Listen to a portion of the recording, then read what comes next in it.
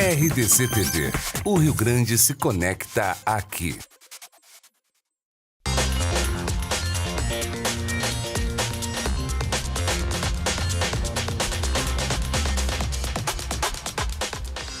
Olá, bom dia! Seja bem-vindo no nosso Rio Grande Movimento. Obrigado por você deixar a gente entrar na sua casa, você amigo, amiga, em todas as 27 cidades espalhadas pelo Rio Grande do Sul.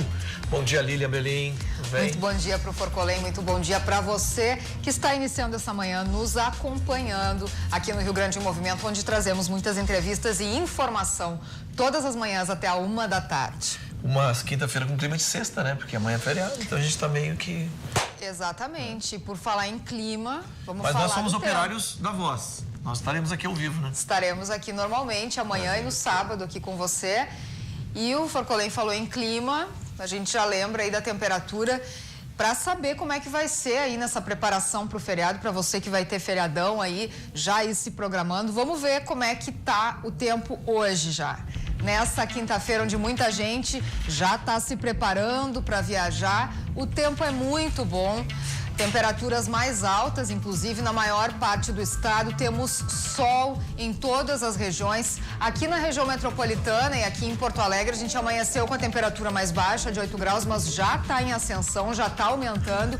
E a partir do meio-dia vai aumentar bastante, chegando aos 25 graus hoje aqui. Lá na Serra, amanheceu bem mais frio que no resto do estado, mas também já está em ascensão, a temperatura vai chegar aos 20 graus. Assim como lá em Rio Grande, onde também chegaremos aos 20 graus, amanhecemos com 12 graus hoje.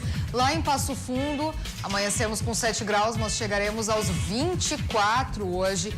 E aí em Santa Cruz do Sul, na região central, para você que está aí, o tempo é bom também. E apesar do frio desse início de manhã, já temos temperaturas mais amenas e chegaremos aos 25 graus hoje, Forcolém. Muito bem, estamos já no começo do nosso programa, sempre aqui com aquele objetivo de prestar um serviço. Vocês trazerem uma entrevista aqui, trazer uma entrevista aqui para nos trazer muitas informações. E esta aqui é muito importante. Eu peço que você, amiga e amigo que está assistindo, preste muita atenção, até porque o meu sogro faleceu deste mal que eu vou falar agora. Isso aí faz 1 ano e pouco. Porto Alegre se tornou, na sexta-feira, a primeira capital do país a oferecer o rastreamento de câncer coloretal pelo SUS. Embora não esteja tão presente no imaginário popular, o câncer de intestino é a terceira neoplasia mais frequente entre os homens. 16,83% dos casos a cada 100 mil homens. E a segunda mais comum entre mulheres, 17,90 em cada 100 mil mulheres. Em Porto Alegre, a estimativa é de 650 novos casos em 2018. Para falar sobre isso, nós estamos recebendo aqui o médico, Dr. Nathan Kass, da Secretaria Municipal de Saúde. Bom dia, doutor. Nathan ou Nathan? Nathan. Nathan. Kass é alemão? Katz é alemão? Polonês. Polonês? Polonês. É um problema, uma problemática. O Rio Grande do Sul, no ranking de câncer do intestino, ele está em que posição? O Rio Grande do Sul na verdade, se a gente pensar em número de casos por 100 mil habitantes, ele é o primeiro, assim. A gente tem uma alta incidência. Tu falaste, né, Rogério? 16 casos, esses são números do Brasil. No Rio Grande do Sul, isso é um pouco mais que o dobro. A gente vai ter mais ou menos 30 e poucos casos a cada 100 mil habitantes a cada ano. E em Porto Alegre, esse número ainda é maior, é 43 casos a cada 100 mil habitantes a cada ano. E me diz uma coisa, o meu sogro faleceu há 1 ano atrás, depois de 3 anos de tratamento. Ele teve espalhou um pouco, né, mas começou lá no intestino. Qual a principal causa, realmente, o que pode... Uma é genética? Pode ser genética? Sempre, genética sempre está envolvido, né? Sim. Mas, assim, câncer é algo que tá crescendo no mundo. Isso tem a ver com que a gente está cada vez morrendo mais velho, né? Então, é normal que aumente a incidência de câncer. Aqui em Porto Alegre, provavelmente talvez esse ano ou ano que vem vai ser a principal causa de morte, vai inclusive ultrapassar as doenças cardiovasculares. Então, assim, morrer de câncer é uma coisa que tem ficado comum, né? Qual é a grande diferença, assim, do câncer de intestino para a maioria dos outros cânceres? É que a gente consegue hoje ter uma estratégia de rastreamento. A gente consegue detectar cânceres em fases precoces e não só detectar, mas tratar eles de maneira adequada, né? Que é um pouco essa ideia do programa, né? Qual é a idade para as pessoas que são mais, podem ser mais vítimas disso? Tem duas populações principais, tá? A gente está começando o programa agora em Porto Alegre, então aquelas pessoas que não têm história familiar, como no caso do teu sogro, ninguém da família teve câncer de intestino, é para fazer um exame entre 60 e 75 anos. E repetir ele a cada 2 anos. O câncer dele se manifestou aos 66. Então, era aquilo. Nunca dá para saber, porque cada câncer tem um tipo diferente, né? Às vezes, alguns a gente não consegue detectar, mas é isso, a gente faz... O que é esse exame, né? Ele consegue detectar o sangue é um sinal do câncer, né? Perder sangue no intestino. Mas muitas vezes quando a pessoa vê o sangue, já é um caso avançado. Então ele consegue detectar o sangue que a gente não consegue ver, né? Tem essa vantagem... É via colonoscopia? Não. Ele é um teste rápido, se pega as fezes da pessoa, né? Se faz um teste imunohistoquímico, então é um teste que consegue detectar esse sangue não visível e se faz na unidade de saúde na mesma hora. Mas para solicitar esse exame, primeiro, qualquer pessoa pode fazer? Qualquer pessoa entre 60 e 75 anos deve fazer. Deve fazer. Eu vou lá no posto e solicito, eles vão me dar aquele potezinho para fazer a coleta e depois traz. Daí é importante as pessoas fazerem contato com a sua unidade de saúde para ver como é que é a organização. Se vai ter um dia específico que ela vai ter que levar e tal, mas a ideia é pega essa amostra de fezes, leva para a unidade, se faz o teste rápido no mesmo dia, na hora, e ela já vai ter o resultado se deu positivo ou se deu negativo. Se deu positivo, o que faz a partir daí? Se deu positivo, daí é aquilo que tu falaste, daí tem que fazer uma colonoscopia. Né? Daí entra a colonoscopia. Isso, porque a colonoscopia tem essa vantagem de ser um exame que ele consegue detectar o câncer e para muitas pessoas tratar o câncer, né? Porque o câncer de intestino é um câncer normalmente de crescimento lento. A pessoa vai demorar 5, 10 anos entre a primeira lesão para ter o câncer. Então, quem já fez colonoscopia sabe, detecta aqueles pólipos e tal.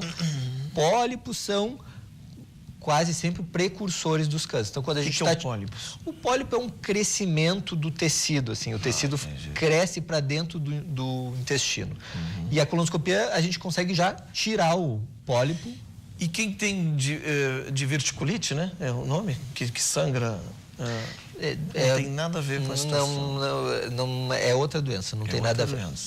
Ela não pode... Claro que quem tem uma história familiar, daí não é diverticulite, é diverticulose, de ter muitos pólipos, daí tem mais risco de ter câncer, daí é outro tipo de... Quando a gente descobre esses pacientes, é outro tipo de acompanhamento. Não tem nada a ver também com pessoas que têm intestino trancado, fezes ressequidas? Não.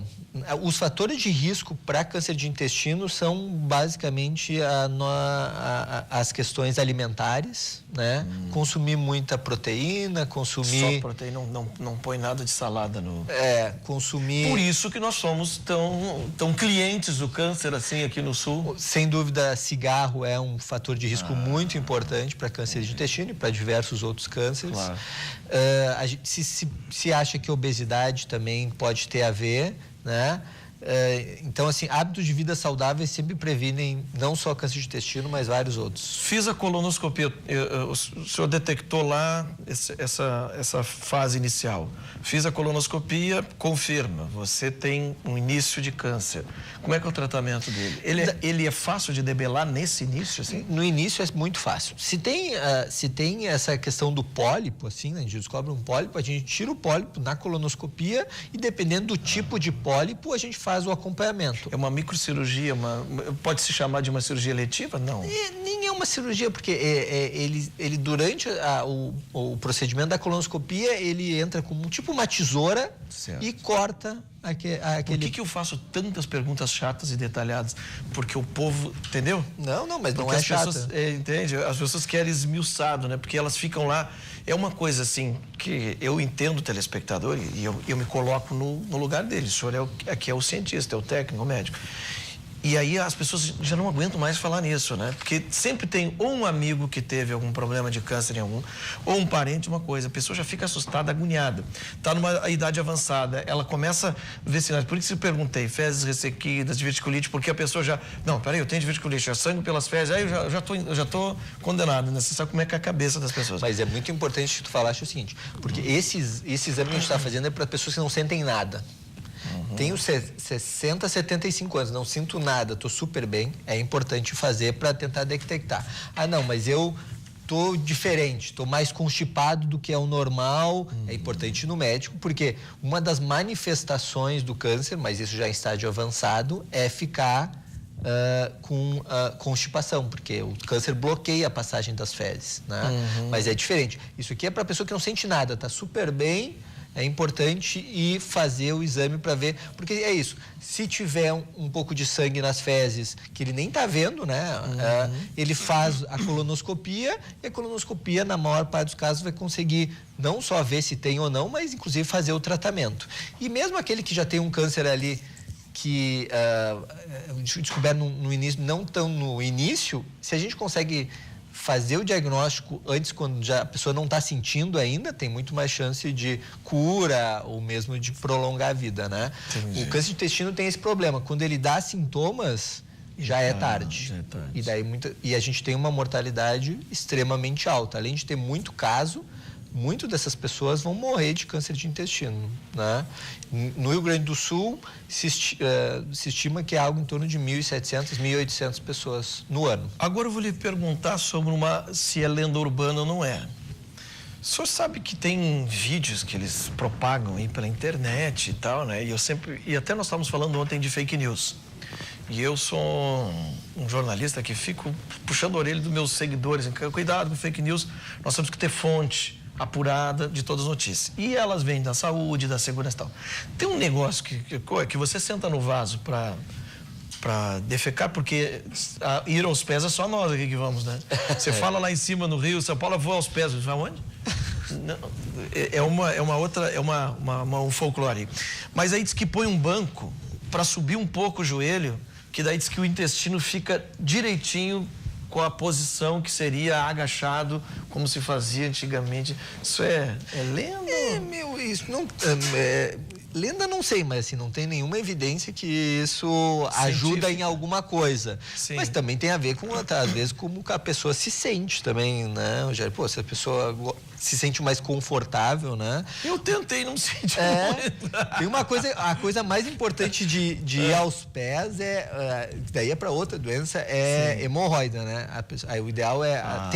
Tem pessoas que gostam de ficar lendo sentados, né? Quando a gente fica muito tempo no vaso sanitário, a gente aumenta a chance de ter hemorroida, mas não tem nada a ver com câncer. É outra coisa. Não, mas às vezes a coisa já foi feita, é porque a criatura está ali sentada, está lendo ainda, né? Tá lendo tem gente que gosta de ficar lá. Aí. Nesse exame, quando é que começou essa prevenção? Começou semana passada, a gente lançou o programa. Esses kits de teste rápido já foram distribuídos para todas as unidades de saúde de Porto Alegre, então todas elas já estão aptas a fazer.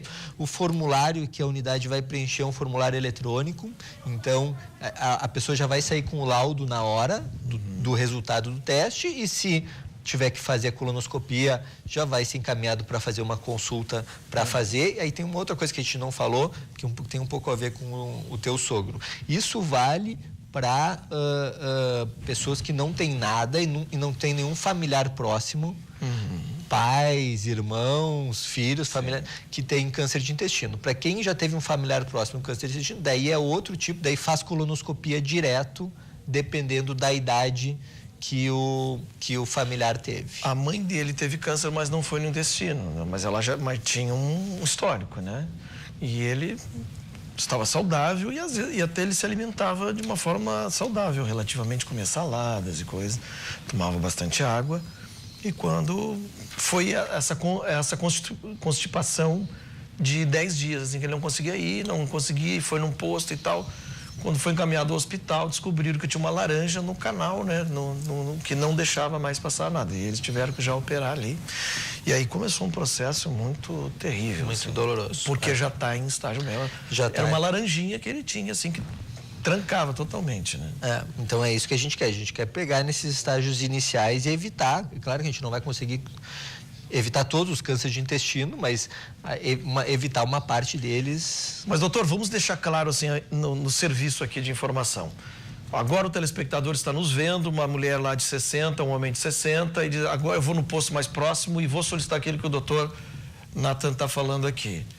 Vai chegar no balcão e dizer, olha, eu vi até uma entrevista agora do doutor lá da Secretaria Municipal de Saúde, ele disse que a gente pode solicitar o exame aqui de fezes para ver se eu tenho tendência a ter câncer no intestino.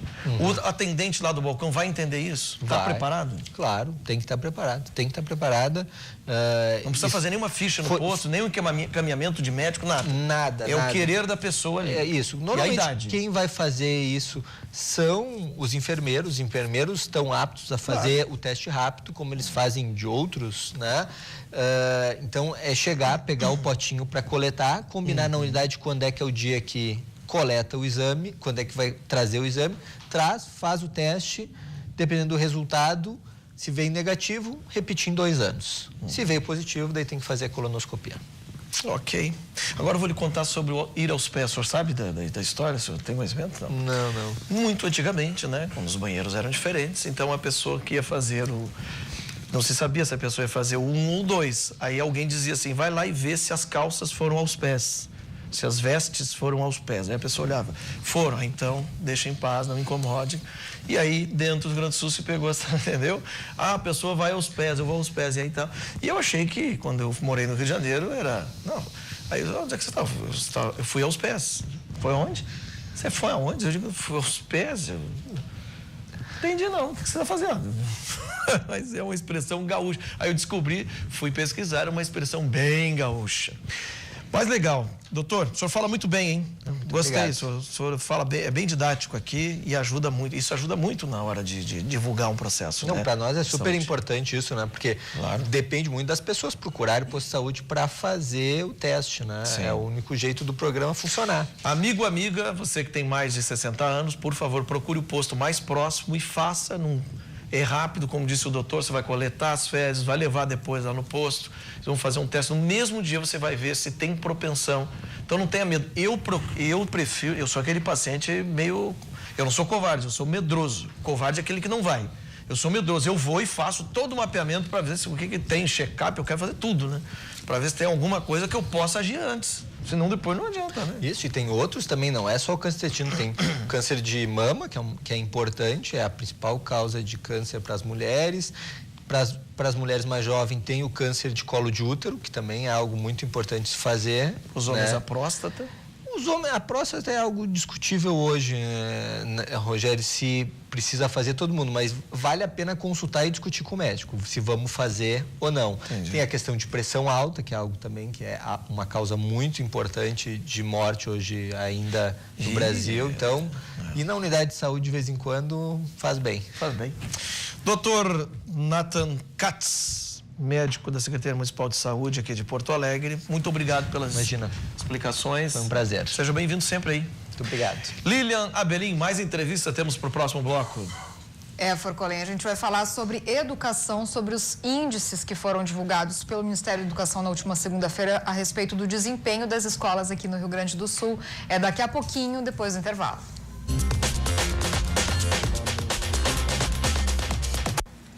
O Rio Grande em Movimento está de volta agora para falar de educação, porque foi divulgado nessa semana, foram divulgados os dados sobre o desempenho das escolas brasileiras e o Rio Grande do Sul manteve a 15ª posição no ranking nacional. A gente vai dar o detalhamento agora para falar sobre o assunto.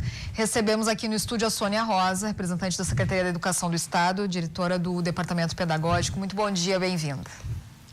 Bom dia, eu é que agradeço a oportunidade de estar novamente aqui para discutir educação e este outro tema tão caro, né, que nos remete a estarmos aqui hoje.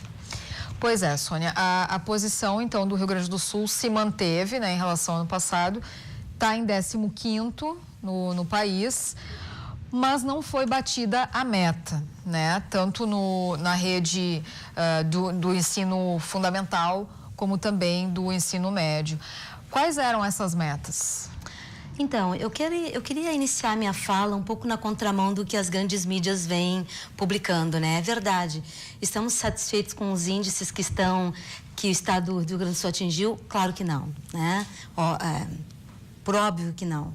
Mas superar os seus indicadores de 2015 para 2017, é importante registrar esse avanço e, de antemão, publicamente já agradeço o esforço de todos os profissionais da educação, diretores de escola, coordenadores das regionais de educação do nosso estado e também aos professores que não vêm medindo esforços para a melhoria desses indicadores, né?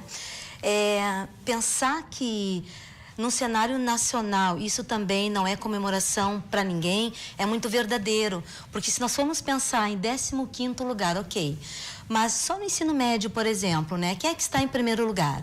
O Ceará com 3,8 no ensino médio, né? O Rio Grande do Sul está com 3,4. O que se tem de comemorar nisso? O que representa esse 15º lugar num cenário educacional com alguns pontos de diferença, né? Mas destacar no nosso estado, então, o quanto nós nos superamos, tanto nos anos iniciais e finais, ensino médio também. E é importante registrar que esse parece ser pequena diferença, mas dentro do estado ela é relevante porque ela é em escala. Uma avaliação externa, ela é sempre em escala, então merece um destaque importante desse avanço, ainda que não tenhamos atingido a meta estabelecida pelo INEP. Certo. Vamos falar, então, desses números para o pessoal ter a dimensão, né, do que faltou, do que é mais grave. Começando pelo ensino médio, então, que é o índice mais preocupante, né? Teve 3,4 numa escala de 0 a 10. Abaixo da média do país, né? Que era de 3,5. Exatamente. E a nossa meta era 4,8, né? Por isso que a gente reforça que os dados nós entendemos, né? Reconhecemos que estamos aquém daquilo que foi projetado, mas, de novo, né? Pensar que nós estamos numa caminhada tentando atingir essas metas com ações que daqui a pouquinho nós vamos conversar sobre elas, não é? E acho que o primeiro passo é reconhecer, né? Reconhecer qual é o estado que nós estamos nesse momento. E a partir daí, então, desse diagnóstico, porque a avaliação externa, ela é um diagnóstico, né? Ela tem que deixar de ser compreendido como o único indicador da qualidade. Isso é um ponto importante também, porque ela trabalha com a proficiência e desempenho, né? Então, tem outras questões que também devem ser ponderadas quando a gente fala de qualidade de educação, que vai reverter, obviamente, depois nesse indicador de larga escala. Certo. Esse do ensino médio, então, e o ensino fundamental, quanto era a meta e quanto foi alcançado? Em 2015, nós atingimos 5,5, agora em 2017, 5,7 nos anos iniciais. Nos anos finais, nós tivemos em 2015 4,0 e em 2017 4,3. E do ensino médio nós já conversamos, né? Quero fazer um destaque aqui, inclusive, para os anos iniciais, mais especificamente do processo de alfabetização, o quanto tem se investido, mesmo com programas que são nacionais e também estaduais, né, que reparam um pouco desses indicadores, né? Não só dos indicadores, mas da taxa de aprovação também, que está linkado como uma das variáveis do IDEB. Então, no ensino fundamental, na verdade, não foi alcançada a meta, que era de 5,8, mas teve uma evolução de 5,5 para 5,7, né? Exatamente. Essa é a realidade. E lembrando que não foi só o Rio Grande do Sul que não atingiu a meta, né? Também outro estado da região sul, Paraná, e também o Amapá, né? A meta proposta para 2017. Por que razão não foram atingidas essas metas? Aí tem uma caminhada muito grande das políticas, né? Eu vinha conversando agora, inclusive com o assessor de imprensa no carro, e uma coisa que é bem importante nós destacarmos é a descontinuidade das continuidades das políticas, né? As políticas educacionais, elas têm que ser vistas com mais seriedade nesse país, né? Independente de governo, mas é que elas tenham continuidade, aprimoramento, melhoramento, não é? Mas que elas possam, sim, ter uma perspectiva de Estado. Mesmo o Ceará tendo a 3,8 lá no ensino médio e alcança 7,2, se eu não me engano, nos anos iniciais, né, que é uma média excelente. Super alta, né? Por quê? Né? São 10 anos de política educacional. Né? Então, é aí que eu me refiro. Como é que nós estamos tratando essas políticas educacionais, tanto num cenário nacional, estadual ou qualquer esfera que seja? Como é que nós lidamos com essa questão das políticas, né? Então, elas têm que ter uma constância, né? Um investimento forte na formação de professores. Não há investimento de formação? Sempre há. Mas qual a continuidade dessa formação? De que forma que isso vem sendo pensado, né? Então, acho que é um momento de reflexão e justamente, né, pensarmos que as políticas educacionais, elas têm que ter continuidade. A prova disso é esse estado que tem se destacado justamente por pensar nessa perspectiva. Isso é recente do Ceará ter esse destaque, assim, porque 10 anos de trabalho. É muito tempo, né? Mas eu não sei se isso já vem, se essa meta deles já vem sendo alcançada, se eles estão se mantendo. O que acontece, né? Olha, veja bem, já no ensino médio eles são 3,8 e 3,4, né? Mas o que os estados precisam fazer? Priorizar o que vai trabalhar. Eles priorizaram a alfabetização. Né? Entendendo que se o aluno é bem alfabetizado, obviamente esses dados naturalmente vão se consolidando na trajetória escolar do aluno, né?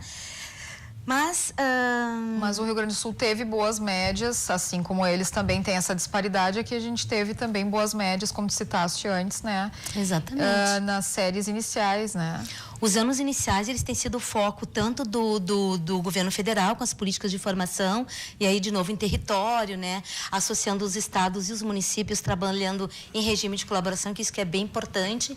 E também algumas ações formativas da própria SEDUC, né? Como é que nós enxergamos, como é que nós rastreamos esses indicadores, quais os focos que precisam ser atingidos e quais as políticas, então, endereçadas ao processo de alfabetização, lembrando do primeiro ao terceiro ano, né? É esse investimento que faz com que os números aí realmente avancem, né? Uhum. Bom, como é que esse índice é calculado? Ele é baseado no que exatamente? As variáveis são a proficiência, que é a prova Brasil, não é? E também o fluxo escolar, aprovação, reprovação, taxa de abandono, enfim, né? Eu queria fazer alguns destaques, se me permite. Claro, né? Mas só prova de quê? Matemática, português? Língua portuguesa e matemática. São as áreas do conhecimento usadas, né, nessas avaliações externas. Pensando também em avaliação externa, no outro dia eu tive aqui falando sobre currículo. Eu vou aproveitar para fazer um link, né? Nós estamos em estágio final aí dessa construção curricular, que nós, inclusive, estava aqui com o professor do INEP, do Cinep, que foi um grande parceiro, né, com as escolas particulares, contribuindo de uma plataforma. Tivemos mais de 120 mil contribuições de todos os profissionais do Rio Grande do Sul. Estamos no final do documento. O que representa esse documento para avaliação externa, né? Qual é a importância? Bom, se por um lado, né, nós não tínhamos uma base que garantisse os direitos de aprendizagem do aluno, tanto aqui no Sul como lá no Norte, Nordeste, né? Hoje a ideia é que se tenha esses conhecimentos essenciais, não é? E, por outro lado, muitos desses currículos, tanto de Estado quanto município, eram pautados nos descritores de avaliação externa, quer seja o IDEB, quer seja o SAERS, que é do Estado do Rio Grande do Sul. Hoje, enquanto educadora, eu me sinto muito feliz e contemplada pelos 29 anos aí de trajetória.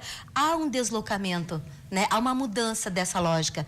Hoje, as avaliações externas, né, independente se é federal, se é estadual, bebem da fonte do currículo e organizam, então, os seus descritores que serão considerados nas avaliações externas. Ora, se nós construirmos um bom currículo, né, e colocarmos em prática esse bom currículo, teoricamente, esse aluno terá de ir bem na avaliação externa.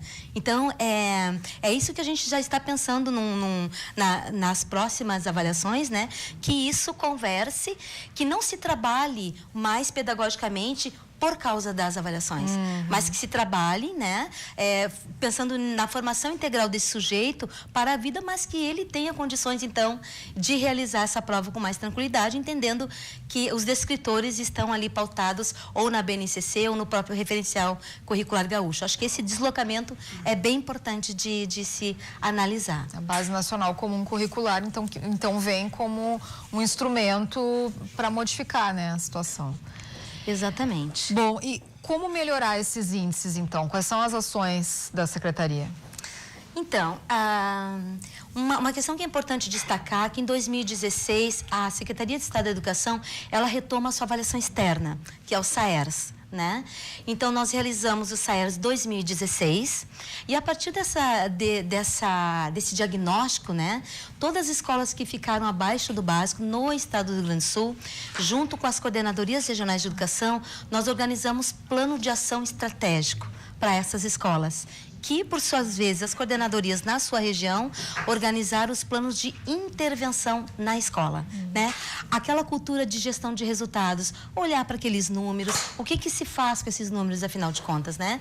Então, houve todo um acompanhamento bem sistemático desses indicadores, acabou sendo, então, o SAERS Ação em Rede, um projeto estratégico de governo, inclusive, acompanhado, porque todo projeto sem acompanhamento, ele é nulo, né?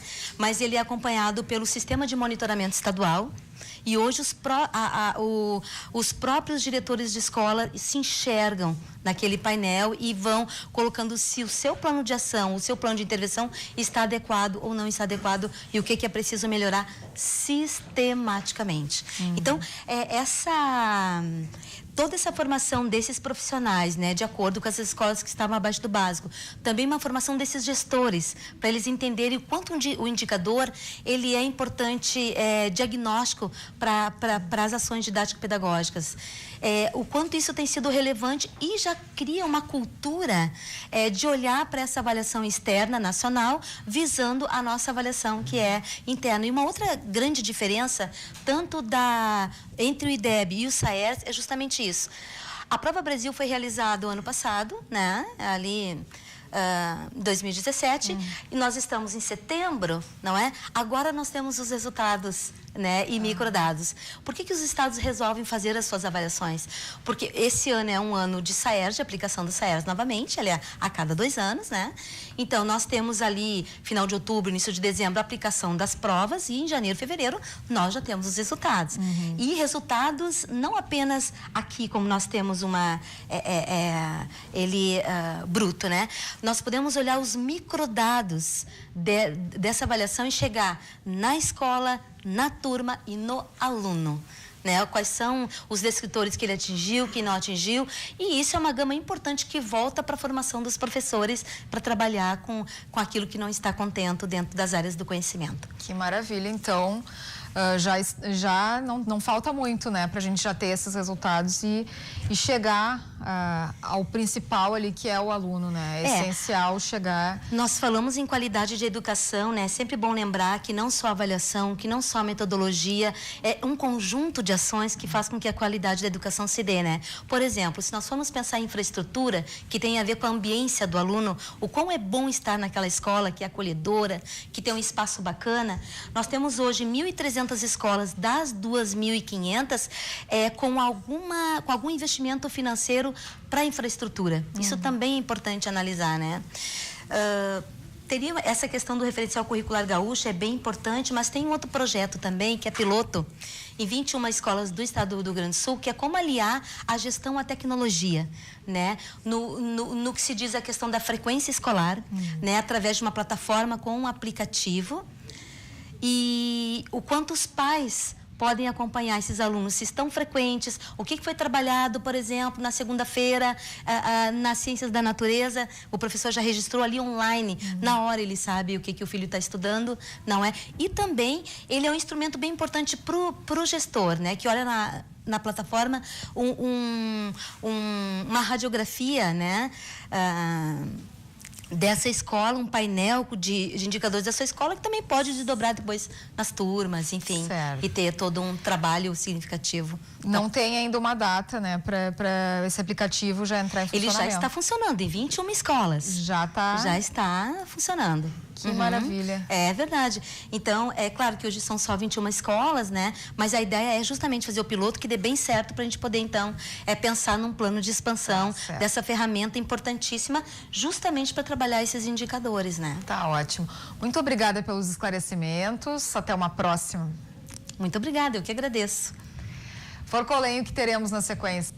Pois é, Lilian Belim, também estou numa live aqui no meu Face chamando, porque eu quero chamar você, se você tem dúvidas com alguma coisa de aposentadoria, até o final do ano entra em vigor uma nova fase do cálculo de aposentadoria. Eu já estou aqui com a doutora Milena Fernandes, que vai falar ao vivo conosco, que vai esclarecer isso. Se você tiver dúvidas, você pode fazer pergunta. Daqui a pouco eu vou sair dessa live aqui, eu estou também ao vivo aqui na RDC, e vou compartilhar o nosso programa. Daí você faz pergunta por ali, tá ok?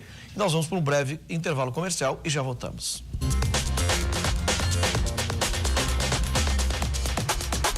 Muito bem, faltando 19 minutos agora para o meio-dia. A temperatura, deixa eu ver como é que está a temperatura aqui. 19 graus já o sol, mas em algumas partes já 22, 23 graus. Nosso assunto agora é a Previdência. E até o final do ano entra em vigor uma nova fase do cálculo de aposentadoria. E para tirar as dúvidas, a doutora Milene Fernandes, advogada especialista em direito previdenciário. Bom dia, doutora. Olá, seja bem-vinda mais uma vez. Tudo bem? Tudo bem. Para a gente ser didático lá, né, e as pessoas nos entenderem, o que muda das regras que existiam antes? Por exemplo, para mim, o homem se aposenta com 70 anos agora? Não. Essa regra que nós vamos conversar hoje, ela é conhecida como regra 85-95. Então, ela nada mais é do que a aposentadoria por tempo de contribuição. No entanto, sem fator previdenciário. Essa regra 85... O que é o sem fator previdenciário? O que é isso? Eu vou explicar. Essa regra 85-95, ela é para a mulher que completa 30 anos de idade, 30 anos de tempo de contribuição. Entendi. E 55 de idade. E para o homem que tem 35 de contribuição e 60 de idade. Atingindo esses 85 pontos para a mulher e 95 pontos para o homem, que é a soma da idade mais o tempo de contribuição, não tem fator previdenciário. O fator previdenciário, ele é um redutor. Então, quem não se encaixa nessa regra, por exemplo, uma mulher que fecha 30 anos de contribuição, mas que tem 52 de idade, por exemplo, ela não fecha os 85. Ela vai se encaixar na regra de aposentadoria por tempo de contribuição comum, que é uma regra que tem fator previdenciário. Então, digamos, se o cálculo da aposentadoria ficasse R$3.000, por exemplo, a média salarial dela, em cima dessa média ainda teria o fator previdenciário, muito provavelmente ela perderia uns 30% mais ou menos desse valor. Então, o fator previdenciário, ele foi criado no governo Fernando Henrique, e ele é um redutor, para baixar o valor da aposentadoria. Então, essa regra nova, né, porque ela é de 2015 já. Sim. Agora, dia 31 de dezembro, ela sofre uma alteração que já estava prevista quando ela foi criada, que ela passa a ser 86,96. Então, o cálculo é exatamente o mesmo, mas a cada 2 anos ele vai aumentar um ponto. Então, como ela foi criada em 2015, agora em 2018, dia 31 de dezembro, ela passa a ser 86,96. E assim até 2026, quando ela vai ser 90, ela vai ser 90 para mulher e 100 para o homem. Isso é bom para o governo mais ou Isso é bom, isso é bom. Quando eles criaram essa regra, qual foi a intenção? Fazer com que as pessoas não se aposentassem tão precocemente, porque no nosso país a gente tem uma realidade que as pessoas começam a trabalhar muito cedo, começam a contribuir muito cedo e faz com que elas se aposentem muito cedo também. Sim. Então, com essa regra, as pessoas... claro, as pessoas que vão atingir isso, uma mulher hoje com 53 anos, é melhor ela esperar completar os 85 e não pegar fator previdenciário do que ela ter um redutor na aposentadoria dela, que é uma coisa que ela não vai... E também tem a questão da mulher hoje, o homem e a mulher de 50 anos, é aquela mulher, o homem dos anos 50, né, dos anos 40. A qualidade de vida é muito maior hoje. Mulher e homem de anos 50 estão jovens, bonitos, né? E ainda estão bem a plena vida, né? Então, exatamente. Visando isso, né? Para não ter uma faixa aí toda parada de pessoas. Muito embora que as pessoas se aposentem e buscam outra coisa, né? Ou às vezes continuam na mesma atividade. Não, continuam até na mesma atividade. A gente tem muito lá no escritório, porque as pessoas se aposentam com 55 anos. Uma mulher é muito jovem, né? Para parar de trabalhar. Ela se sente muito ativa, muito disposta a produzir. E ela aposentada, ele ou ela aposentados, eles podem assinar carteira de novo? Podem. E continuam contribuindo para o INSS. Sim. É uma forma também de ajudar até o INSS. É uma forma... E aí essa pessoa, me aposentei ontem, assinei uma carteira hoje, o que vai me beneficiar isso mais tarde? Nada. Nada, né? Nada. Tinha até um processo lá no escritório, a gente acreditava muito nesse processo da desaposentação, que era para incluir no cálculo da tua aposentadoria aquele valor que tu contribuiu pós-aposentado, porque tu também aposentado continua tendo desconto e o teu empregador também continua tendo desconto no mesmo percentual que uma pessoa que ainda vai ter direito a todos os benefícios do INSS. Esse processo foi julgado em 2015 pelo STF e eles entenderam que em função da economia ia ser um rombo nos cofres públicos, então eles vetaram essa possibilidade de revisão. Então hoje as pessoas continuam contribuindo, mas não vão se beneficiar. Porque até o governo incentiva as pessoas a fazerem uma informalidade e sonegar. Exatamente. Porque se tu não vai ter um benefício, tu pode combinar, né? De não assinar carteira, por exemplo, né? É uma coisa que vai acabar acontecendo. Porque não se tem nenhum incentivo, o governo não pensa nisso, né? Sim. Vamos lá, então. E como escapar do fator previdenciário? Tem como isso? Tem como escapar. Como? Hoje em dia, tu consegue escapar do fator previdenciário nessa regra de aposentadoria por tempo de contribuição, essa regra 85-95. Sim. Consegue escapar na aposentadoria por invalidez, também não tem fator previdenciário, e na aposentadoria especial, que foi aquele exemplo que tu deste no outro programa dos radiologistas, radialistas. Isso. Radialista, é verdade. Então, hoje é possível escapar do fator previdenciário. Essa regra de aposentadoria por tempo de contribuição 85-95 é uma regra eu acho que é uma regra muito benéfica. E porque em alguns casos as pessoas chegam a perder até 50% do valor da aposentadoria em função do fator previdenciário. Entendi. Então, ele é um redutor bem severo e se der para escapar dele, a pessoa ela vai ficar com a melhor aposentadoria que ela tem direito. Eu vou dar um exemplo assim da minha mãe, tá? Ela é aposentada, mas ela tinha uma fundação do trabalho dela. Essa fundação complementa como se ela estivesse nativa, né? Essa fundação é realimentada.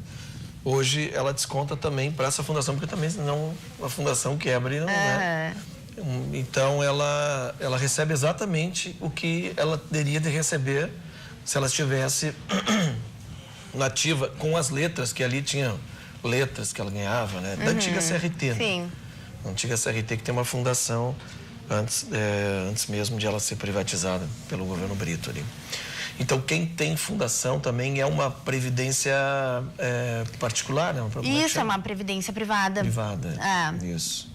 Mas essa previdência privada, ela nada tem a ver com o INSS, sim, né? Óbvio, É uma complementação que a própria pessoa faz para se precaver de... Pro futuro, né? Pro futuro. A gente tem um caso lá no escritório que tem uma senhora que ela é aposentada há muitos anos, mais de 25 anos, ela é enfermeira, continua trabalhando. Ela tem 75 anos de idade, ela continua trabalhando porque a aposentadoria dela é R$1.000. Ela recebe R$1.000 de aposentadoria e o salário dela é uns 6, 7 mais ou menos. Então ela não consegue parar de trabalhar porque a renda dela não comporta que ela viva só com a aposentadoria. Claro. Então, porque além do fator previdenciário, o que acontece nas aposentadorias? Que as pessoas falam geralmente é aquela perda que vai tendo anualmente. Porque a aposentadoria tem um índice de correção monetária e o salário mínimo tem outro. Então, quando tu paga, tu paga sobre 2 salários, 3 salários, 5 salários mínimos. Mas quando tu vai receber a tua aposentadoria, isso é desvinculado do salário mínimo. Então, ao longo dos anos, em função dessa correção, né, da aposentadoria corrige 2, 3, o salário mínimo corrige 7, 8 anualmente, isso vai tendo uma perda.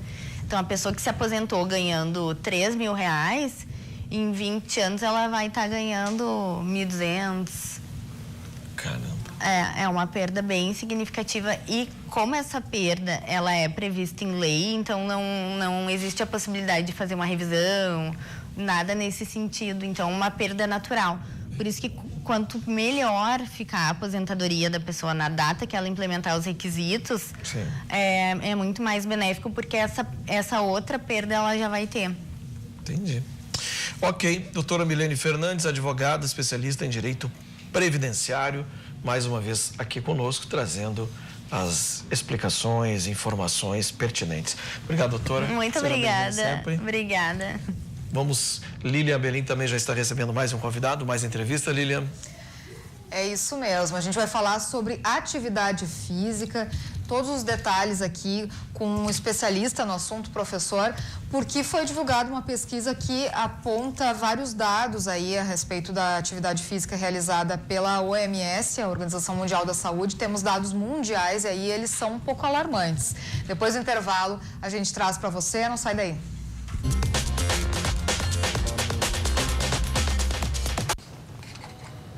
Está de volta para falar de atividade física. Você pratica, faz de conta, pratica muito, pratica pouco? Vamos conversar um pouco sobre isso, porque foi divulgada uma pesquisa pela Organização Mundial da Saúde, a OMS, que aponta que os menores índices de atividade física são praticados aqui na América Latina e no Caribe. Vamos conversar um pouco sobre isso com o professor e também presidente do Sindicato dos Profissionais de Educação Física do Estado, Ubirajara Brites. Muito bom dia e bem-vindo. Bom dia.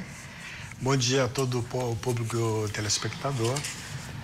Seja bem-vindo à RDC na nossa vida. Estava fazendo falta, nós estamos acompanhando bastante.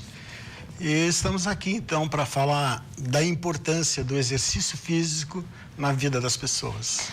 Pois é, essa pesquisa, ela aponta aí que pelo menos 1 bilhão e 400 milhões de pessoas correm o risco de sofrer várias doenças devido à baixa prática da atividade física. Doenças cardiovasculares, diabetes, demência e até câncer. Queria que o senhor comentasse esse dado. Bom, isso é uma realidade. Eu não me apropriei muito desta pesquisa, porque eu não li apenas, eu li a matéria que indicava a pesquisa. Então, não posso te afirmar muito quanto a números na América Latina. O que eu posso afirmar é que o exercício físico é uma das coisas mais importantes para a vida.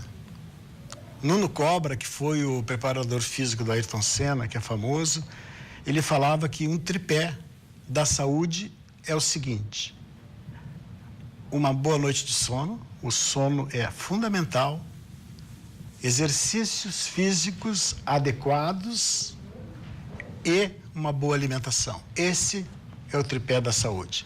Certo, mas esse dado que eu te disse, né, aponta inúmeras doenças que podem surgir devido à baixa prática, né? Inclusive demência. E o senhor faz um trabalho muito grande, né, no hospital, justamente com pacientes com problemas mentais. Então, eu queria que o senhor falasse um pouquinho do impacto da atividade física, inclusive na saúde mental. Certo. Bom, o organismo humano, ele foi concebido para ser algo em movimento. E a gente tem um baixo hábito de fazer o exercício. É possível já que desde a vida intrauterina, que uma gestante que faz exercícios físicos para se preparar para o parto ou para receber aquele ser para o futuro, é bem diferente aquela que a pessoa que é praticante de exercício físico, as condições de saúde dela e do bebê daquela que não pratica. Então, todos os sistemas orgânicos, desde o sistema cardiorrespiratório, o sistema nervoso, o sistema ósseo, todos eles precisam do exercício físico para que o seu organismo desempenhe as suas funções da melhor forma possível. Então, o importante funcionamento do cérebro, por exemplo. O que é importante para o bom funcionamento do cérebro? Muito oxigênio, né? Muito oxigênio, muitas substâncias que são facilitadas o seu uso pelo organismo quando a pessoa pratica o exercício físico. Quando ela provoca no seu organismo um treinamento que vai dar condições que a pessoa possa fazer longas atividades e o seu sistema cardiorrespiratório conseguir, então, suportar e oxigenar bem o organismo, fazendo o bom uso das substâncias que nós absorvemos através dos alimentos, produzindo glicogênio, que é nosso combustível para funcionar. Então, em saúde mental, hoje é uma área que eu atuo, porque é importante saber, sindicato não é emprego, sindicato é uma atividade. Meu emprego é trabalhando em hospital psiquiátrico, onde eu trabalho com doenças mentais. É comprovado hoje, cientificamente, a importância do exercício físico, tanto na prevenção da saúde mental, tanto no tratamento da saúde mental. Então, é certo que uma das doenças que mais incapacita para o trabalho no mundo é a depressão. A pessoa que pratica exercício aeróbico poderá consumir 30% ou menos medicamentos para depressão se ela pratica exercícios aeróbicos acompanhados por profissional. Pois é, mas muitas vezes, né, quem já está num nível de depressão muito avançado, é muito difícil conseguir levar essa pessoa, né, a fazer atividades físicas mais intensas, enfim. Vamos definir um pouco o que é atividade, o que é considerado atividade física também, que não precisa ser necessariamente ir para uma academia ou ir correr num parque, não. O que exatamente também é considerado atividade física, às vezes até dentro de casa? Então, atividade física. Nesse momento, nós estamos conversando, estamos praticando uma atividade física. Porque nós estamos fazendo movimentos, estamos gastando energia. E então, atividade física é tudo. Mas a pessoa não faz atividade física, mas passa o dia inteiro cortando cana. Então, depois ainda vai para a academia. Não é assim. Agora, o exercício físico é aquilo que a gente pratica com objetivo. Ou de obtenção do melhor nível de saúde, ou de obtenção de uma prática esportiva, de lazer, de recreação, de convivência, né?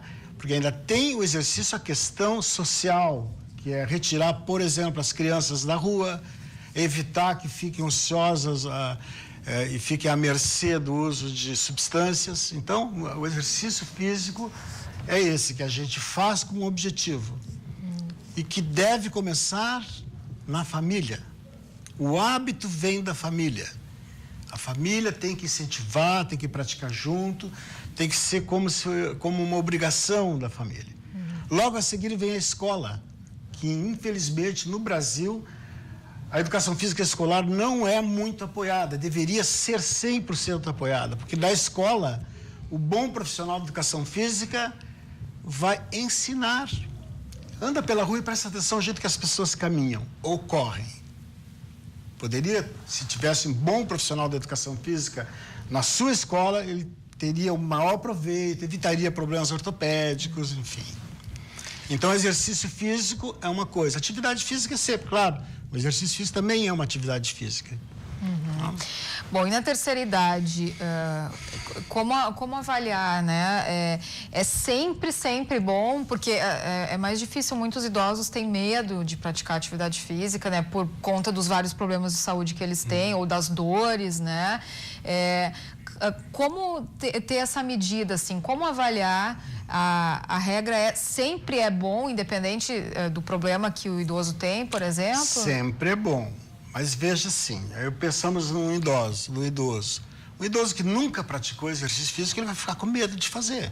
Agora, se ele tem o hábito, ele vai, certamente, em qualquer idade, estar fazendo o seu exercício. Certo? Com agora, restrições, claro, né? Não é um praticante de basquete, por exemplo, que, né? Ou não, eu conheço pessoa com 90 anos que é atleta. Corredor master de 100 metros. Nós tivemos, acho que foi alguns anos aqui em Porto Alegre, o campeonato master de atletismo, onde correu 100 metros, uma pessoa com 96 anos. Mas ele é saudável, ele não tem mas sempre praticou exercício. Então, eu sei a que tu refere. Aquele idoso que envelheceu, né? Por aí, eu já sou idoso, estou com 63 anos. Que muda. Aí, daqui a pouco, tem uma dor no joelho, uma dor aqui, uma dor ali, faz parte. Como é que eu posso dosar? Em primeiro lugar, procurando um profissional de educação física para fazer uma avaliação. Esse profissional, se ele achar que deve, que é importante, vai encaminhar para uma avaliação médica e uma avaliação nutricional. Então, o nutricionista, o médico profissional de educação física, é um tripé que possa dar aquilo exato. A gente sabe que as pessoas não têm acesso a isso.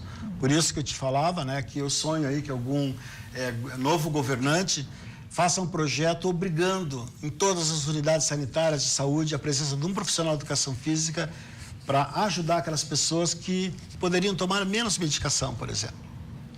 Isso vai ao encontro, por exemplo, de um dado da pesquisa que diz, né, que os índices de pouca atividade física entre os adultos são bem maiores nos países mais pobres, né? Então, assim, países pobres têm só 16% de prática e os países ricos 37% de prática de atividade física. Tá ligado à motivação, né?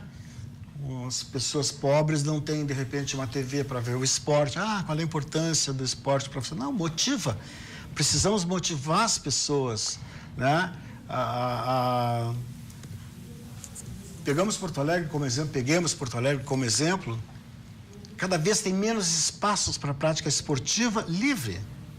E em as bom academias estado. estão aí, temos academias espetaculares no Rio Grande do Sul. E em bom estado de conservação para poder ser praticado. E aí a pessoa vai, né, para os parques, ou está invadida por pessoas usando drogas, ou está sujo, ou não tem equipamento. Tem essas academias de rua que é moda aqui também. Eu sou outro combatente da academia de rua. Porque que adianta ter um aparelho se não tem a pessoa para dizer, sim. Olha, tu, fulano, tens que fazer isso. Tu, cicrano, é melhor aquilo. É como se fosse uma automedicação que às vezes é prejudicial. É verdade, eu fico preocupada. Eu não vou fazer mais isso, fiquei com dor. Claro, não era para te fazer esse exercício. É preocupante às vezes ver muitos idosos praticando ali, por exemplo, perto ali da Orla do Guaíba tem, né, uma mini academia ali. Temos alguns municípios do Rio Grande do Sul, que as academias abertas, eu vou citar aqui, Osório, onde tem lá uma placa. Tal hora, o profissional de educação física está à tua disposição para organizar teu treinamento. Esse é, quem sabe, um sonho aí de futuro. Pois é, e agora tem a chegada do verão, né? O pessoal voa para a academia, tem o pessoal que vai só no verão, né? Qual é também a tua dica agora? Bom, eu vou fazer talvez o que vocês não esperam. Todo mundo caminha 10 minutos, cada um faz alguma coisa. Isso está errado. Cada pessoa precisa saber o que é adequado para ele próprio. Então, chega o verão, todo mundo quer ficar bonito, quer ficar bronzeado, é que nem o atleta de fim de semana, que aos roldões aí tem problemas cardíacos, né? E não que não seja importante, mas o importante é procurar se programar e fazer uma coisa séria. Porque a saúde não se brinca, né? A gente, às vezes, só valoriza a saúde quando a gente não a tem mais. Então, quem está com boas condições, quem pode, né? Vão procurar um profissional de educação física, vão procurar os profissionais adequados, tá? E, enfim, e quem não pode, vai fazer algum exercício. Eu não vou prescrever. Não vou dizer, olha, como diz na própria pesquisa, seria bom caminhar tantas horas. Para um pouquinho. A pesquisa 70 minutos, para um pouquinho. Para um idoso de 80 anos, vai caminhar 70, ou para um atleta, ou para uma criança. Não. Cada um tem a sua medida. E acho isso que é um dever público. Tem obrigação da coisa pública oferecer essa possibilidade para toda a população. Porque certamente vamos gastar muito menos em internação, muito menos em medicações. Tá? É o cone invertido, investir milhões em medicações e ambulâncias transportando para lá e para cá, em filas nos hospitais, ao invés de nós investirmos no hábito, na promoção, né? Na possibilidade da pessoa evitar de ficar doente. Certo, e então realmente tem que ter uma valorização maior, né? Tanto que esse é o primeiro estudo que analisa as tendências mundiais em matéria de atividade física. Né? Imagina, nunca tinha sido analisado. De maneira global, assim, não, mas a gente sabe aí, por exemplo, a questão da obesidade infantil, a gente conhece os problemas cardiológicos no Rio Grande do Sul, é violento, os problemas, o mês da combate e prevenção ao suicídio, e o Rio Grande do Sul é o maior índice de suicídio no Brasil e na América, de suicídio de jovens. O esporte, a convivência entre amigos, os timezinhos de jogar bola, né? Fala simples, de jogar peteca, de brincar, de correr, de jogar vôlei, estão fazendo falta, porque as pessoas estão solitárias, estão se isolando ainda com todo esse bombardeio das mídias eletrônicas. A tecnologia, exatamente, né? Acaba tendo uma grande influência nesses índices, né? E afastando aí muitos jovens da prática da atividade física, que antes era tão maior, né? Até na minha época era tão mais intensa, a gente não vê mais os jovens tanto, né? Nos parques e nem em lugares públicos praticando esporte, infelizmente. Eu sou mais velho, sou do interior, então a gente... Mais ainda. Botava 2 tijolos em cima da calçada e ia jogar bola.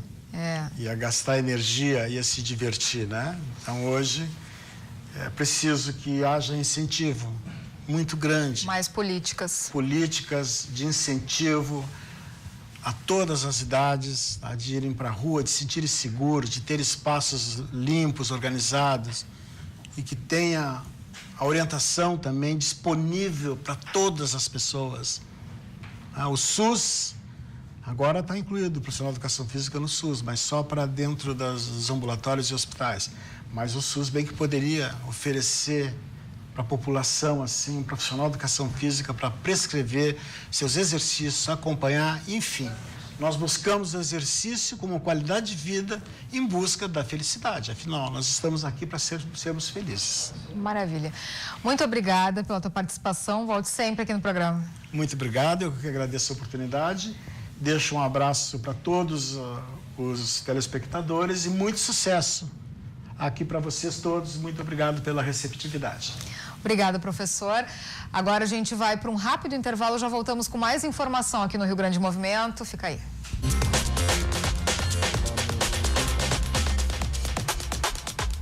Muito bem, estamos de volta aqui no Rio Grande Movimento. Vou dar a hora para você agora rapidinho aqui.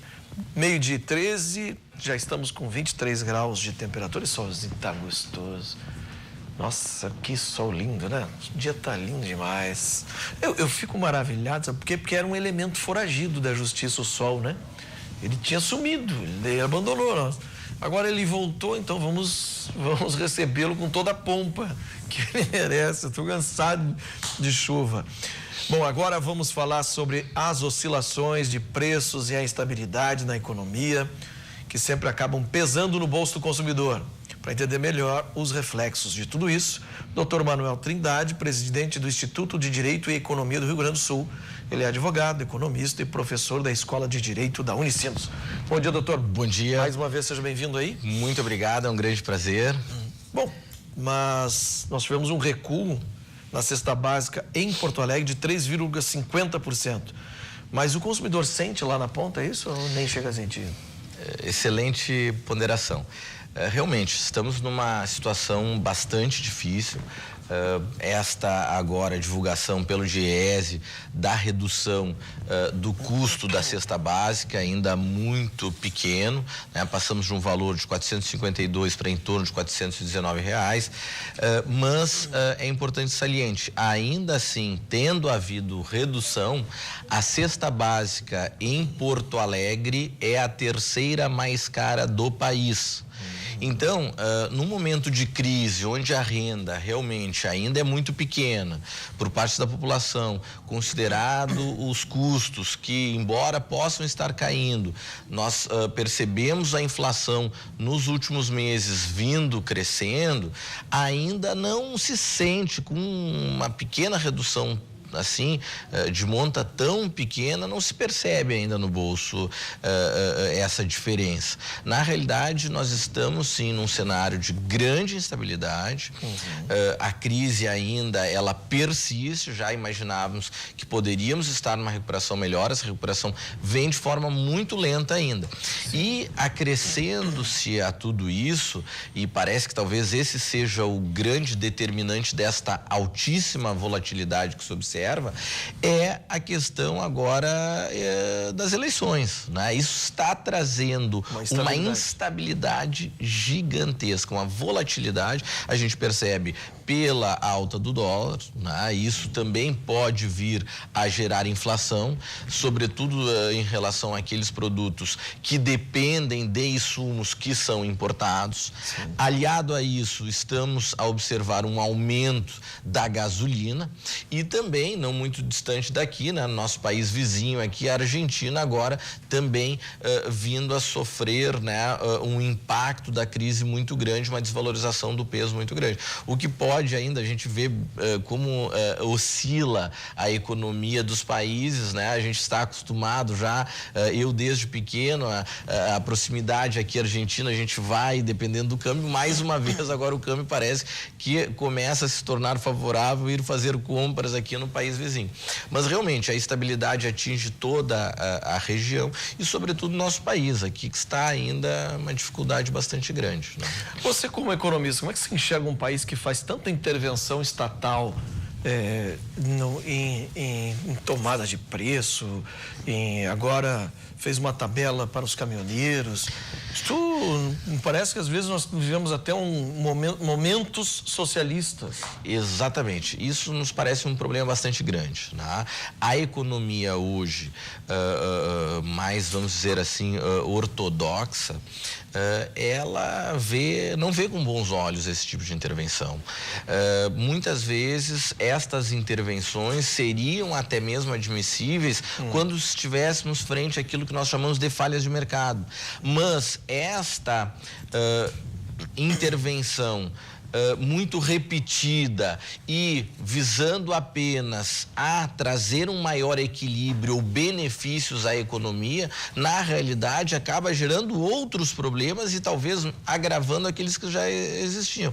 Podemos tomar como exemplo, né, tanto no nosso país, né, no passado, como também estamos vendo agora chegar aqui, né, e devem ser muito bem-vindos, porque vem de uma situação muito dificultosa, que é o caso dos venezuelanos, né? né? Lá, uma economia com uma intervenção muito forte por parte do Estado acaba inexoravelmente gerando esse tipo de problema.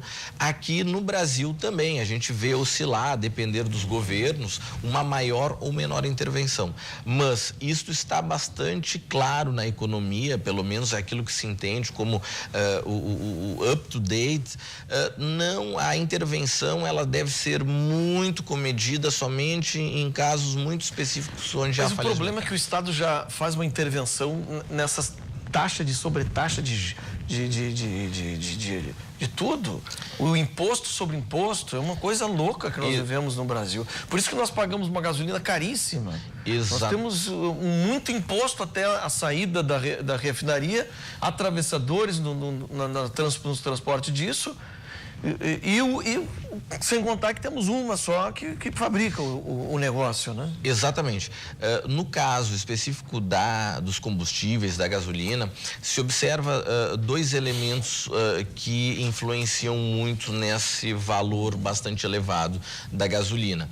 Um deles é a questão do monopólio, que embora possa dizer que legalmente não seja um monopólio, de fato é. O refino, ele hoje depende muito e exclusivamente de apenas um agente econômico. E isso faz com que, não havendo competição, os valores fiquem artificialmente tem mais de 180 altos. Refinarias. Né? Exatamente. E aliado a isso também temos um grande problema, além da falta de competição, é a questão tributária.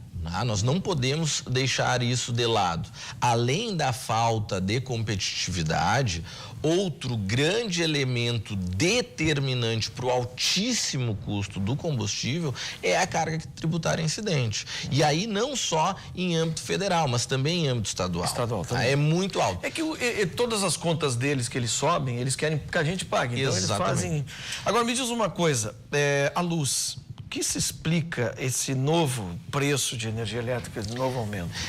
Realmente, o que acontece, havendo aumentos de custos de modo geral, de combustíveis, a inflação de modo geral, e mais considerando que por um longuíssimo período, e aí voltando ao teu ponto, de forma o governo intervindo e mantendo tempos atrás, recentemente, de forma artificialmente baixo o valor da energia elétrica, muitas vezes até podemos discutir qual seria a finalidade, o objetivo disso.